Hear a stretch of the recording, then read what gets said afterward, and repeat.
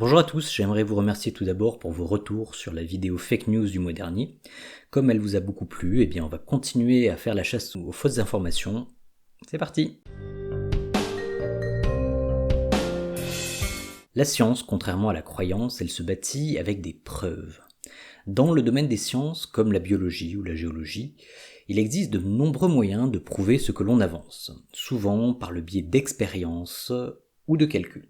Mais si vous avez lu le titre de la vidéo avant de cliquer, vous savez qu'on n'est pas là pour parler de la bonne science, celle qui est faite rigoureusement. On est là pour parler des fake news, de ceux qui cherchent à vous embobiner, à vous retourner le cerveau. Et cette semaine, on va parler d'un type de preuve que l'on utilise parfois, vous et moi, pour convaincre, c'est l'exemple. Alors un exemple, une anecdote ou un cas particulier, c'est souvent présenté comme une preuve. Dans un domaine de science particulier, c'est le domaine de la science du climat, la climatologie. Alors, je vous apprendrai rien si je vous dis qu'il existe un consensus scientifique sur le fait que la Terre est actuellement en train de se réchauffer sous l'effet des activités humaines. Alors, un consensus, c'est quoi? C'est quand une majorité écrasante de scientifiques d'un même domaine s'accordent pour attribuer une validité à une théorie particulière. Or, un des arguments souvent présentés par les climato-sceptiques, c'est ceux qui s'opposent à la théorie qui affirme que l'homme participe au réchauffement du climat, ou même qu'il n'y a un réchauffement du climat, l'argument utilisé par ces climato-sceptiques, il relève souvent de l'anecdote, du cas particulier. Sur le site réinformation.tv, alors déjà ça sent bien le complotisme, un article s'appelle « Grand froid pour le réchauffement climatique », accru l'outrecuidance des alarmistes du climat. Alors, pour résumer cet article, il se base sur un exemple, une anecdote, qui est que en hiver 2018, aux États-Unis, il a fait bien plus froid que d'habitude.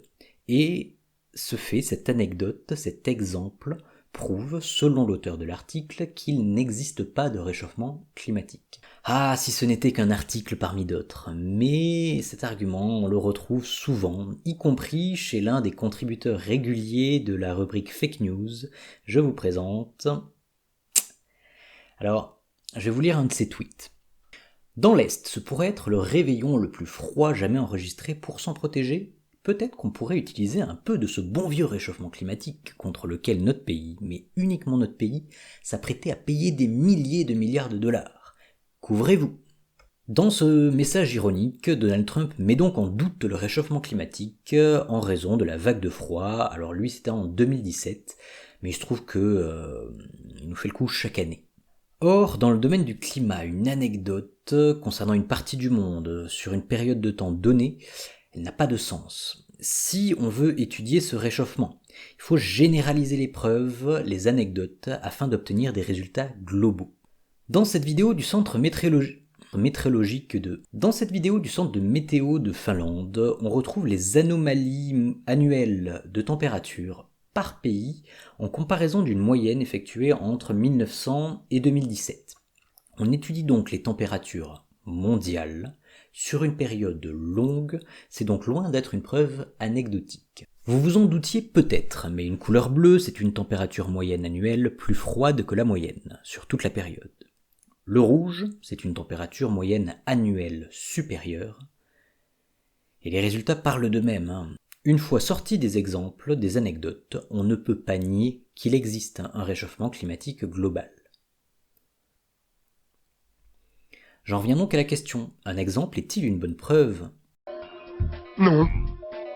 Je ne vais pas développer, mais on retrouve les mêmes arguments anecdotiques en médecine. Imaginons que j'ai un rhume et que je mange un oignon. Et comme par hasard, je suis guéri le lendemain. Est-ce que ça prouve que l'oignon guérit le rhume ?